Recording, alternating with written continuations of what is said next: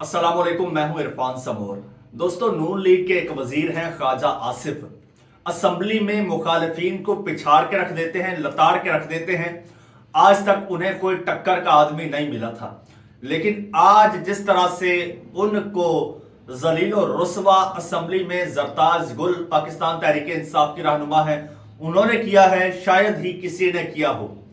आज ख्वाजा आसिफ के साथ असम्बली में वो हुई है कि शायद ख्वाजा आसिफ सारी जिंदगी असेंबली में बोल ना पाए। हुआ क्या है, आपको एक एक चीज बताऊंगा, एक एक लफ्ज बताऊंगा। लेकिन इससे पहले नए आने वाले दोस्तों से गुजारिश है कि ये चैनल आपका अपना है। अगर अभी तक इसको सब्सक्राइब नहीं किया तो सब्सक्राइब लाजमी कर लीजिए और बेल आइकन पर क्लिक कर दीजिए ताकि हर नई आने वाली वीडियो टाइमली आपको मौसूल हो जाए। दोस्तों, हुआ कुछ यूं कि एक वाकया होता है जाफर एक्सप्रेस का बलूचिस्तान में, जिस पर पूरा पाकिस्तान गम में डूब जाता है और गम और गुस्से का इजहार भी करता है। लेकिन कुछ लोग यहां पर भी सियासत करते हैं और स्पेशली मैं नाम लूंगा हुक्मरान जमात मुस्लिम लीग नून की। उसकी बात करूंगा। उन्होंने पूरी सियासत की, जितनी हो सकती थी उन्होंने की। इस पर मैंने पहले भी वीलॉग्स किए हैं और खासकर जो आपके डिफेंस मिनिस्टर हैं ख्वाजा आसिफ, वो तो पूरा एक जनाब मिशन लेके चल रहे थे कि किसी तरह से इसका इल्जाम पाकिस्तान तहरीक इंसाफ पर लगा दिया जाए।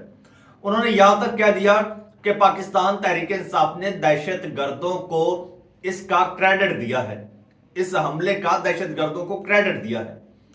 इनके अता तारण साहब है, वो पाकिस्तान तहरीक इंसाफ को जोड़ने की कोशिश कर रहे थे, उनके साथ बड़ी लंबी चौड़ी पोस्टें भी की। खैर, कल भी मैंने शेयर की थी। अब आते हैं असल मुद्दे पर। अब ख्वाजा आसिफ ने असेंबली में जो मुखालफिन के साथ तू तरह तकरार की, जिस तरह से वो करते हैं, स्लैंग लैंग्वेज यूज की, वो उनकी आदत है, हमेशा करते हैं। असेंबली में हमने देखा है पूरा मस्करापन। और उनका एक जुमला है, कोई शर्म होती है, कोई हया होती है। कल भी ये पीटीआई पर फिक्स करने की उन्होंने कोशिश की। पीटीआई के मर्द तो शायद उन्हें वो जवाब ना दे सके जो आज एक खातून ने दे दिया। मैं आपको सुना देता हूं जी उनकी बात, उनकी गुफ्तगू। उन्होंने कहा है कि जी, सारी बात बलूचिस्तान के बर्निंग इशू से मुतालिक है, जो जाफर एक्सप्रेस के बर्निंग इशू से शुरू हुई है। और जितने हमारे लोग यरगमाल हुए हैं, वो जब वापस आए हैं, ये तो अल्लाह की मेहरबानी है कि ऑपरेशन कामयाब हुआ। लेकिन जितने हमारे मुसाफिर वहां शहीद हुए हैं, उनके लिए इंतहाई दिल दुखा है। उन्होंने कहा जितने हमारे सिक्योरिटी एहलकार शहीद हुए हैं, बेशक शहादत का रुतबा बहुत बड़ा है, लेकिन दिल बहुत दुखा है, दिल रंजीदा है इस पर। और उन्होंने कहा जब ये सारा एजेंडा सस्पेंड हुआ, बलूचिस्तान एक बर्निंग इशू है, और इस पर जब बात होना शुरू हुई तो मेरा ख्याल ये था कि हुकूमत आएगी, हुकूमत के मिनिस्टर्स आएंगे और वो कौम को इकट्ठा करेंगे और फिर बलूचिस्तान के बारे में बात करेंगे और इस इशू पर कि दहशतगर्दों से कैसे निपटा जाए। और वो कहती है मेरा ख्याल यह था कि हुकूमत डिसेंसी का मुजाहिरा करेगी, और यह जिस तरह बन्नू में दहशतगर्दी का वाकया हुआ है, जिस तरह से इफ्तारी के वक्त लोगों को वहां पर उनका खून बहाया गया, तो इस पर हुकूमत आएगी और कुछ संजीदगी का मुजाहिरा करेगी और वाकयात पर जो है वो बताएगी कि हमारा दिल कितना दुखी है और हम इसके लिए जो है वो क्या कर सकते हैं, इस दहशतगर्दी के नासूर से कैसे निपटा जाए। और इसके बजाय वो कहती हैं कि इस हुकूमत ने इस चीज का बजाय इसके कि इस चीज का जवाब देती हुकूमत, जाहिर है हुकूमत जवाब दे है ना, रिस्पॉन्सिबल है, हुकूमत जवाब देती कि दहशतगर्दी की लपेट में क्यों आए, बलूचिस्तान में मेरे पंजाबियों और मेरे सराइकियों को शिनाख्ती कार्ड देखकर बसों से उतार कर क्यों सरों में गोलियां मारी जाती हैं। वैसे बहुत सारे लोग जो हैं वो ये बात नहीं कहते जो उन्होंने जरताज गुल ने आज की है।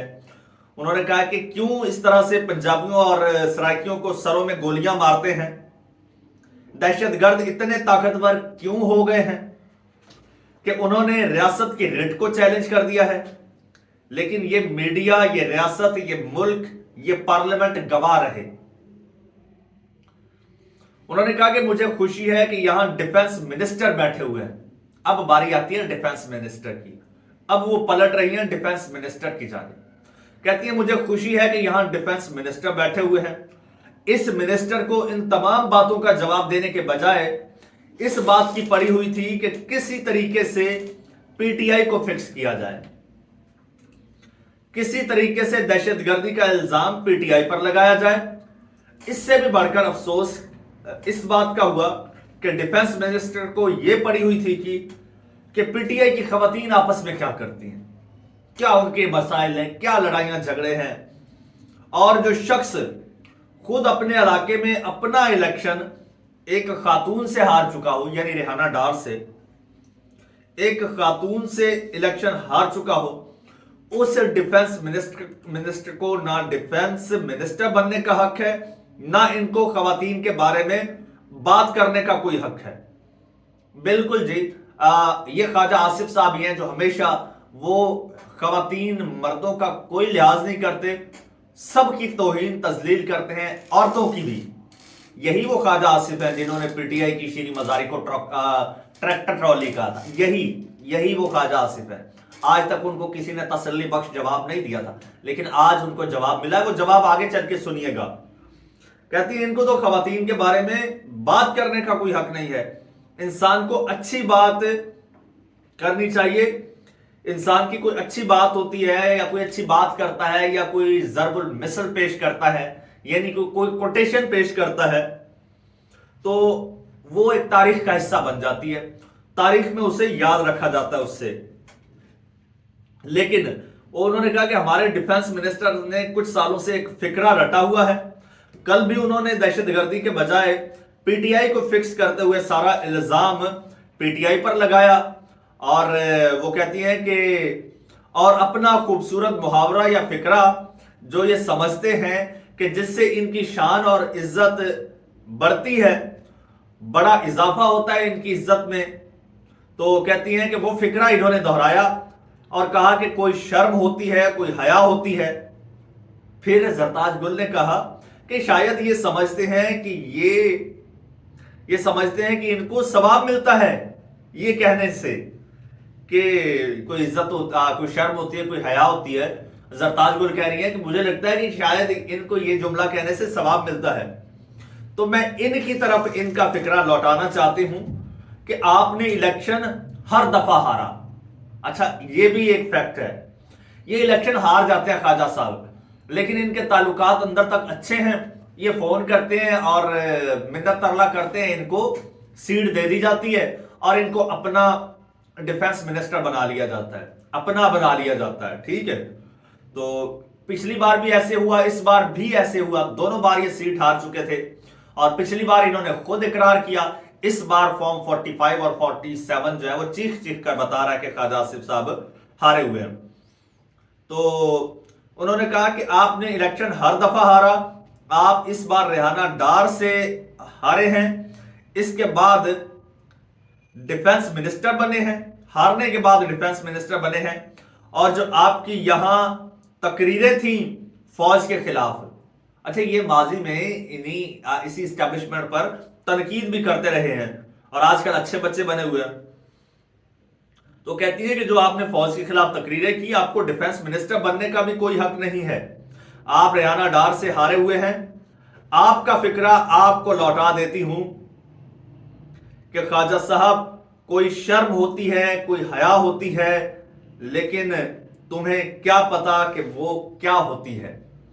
ये सारी बातें उन्होंने ख्वाजा आसिफ साहब को की हैं और ख्वाजा आसिफ साहब ने बड़ी तसल्ली से बैठ के उनकी ये सारी गुफ्तगू सुनी है। अब ये हुकूमती जो ये कारिंदे हैं ना, इन्होंने ये रोल प्ले करने की कोशिश की है, बजाय इसके कि जवाब देते कि ये क्यों हुई है दहशतगर्दी, कौन जिम्मेदार है, कैसे पनपी, आप क्या कर रहे हैं, बजाय ये जवाब देने के इन्होंने कहा वो पीटीआई वाले जो हैं वो इनको क्रेडिट दे रहे हैं, पीटीआई वाले इनके साथ हैं। ये तो इनका हाल है। हर चैनल आपका अपना, अगर अभी तक इसको सब्सक्राइब नहीं किया तो सब्सक्राइब कर लीजिए, बेल आइकन पर क्लिक कर दीजिए और मुझे इजाजत दीजिए। अल्लाह।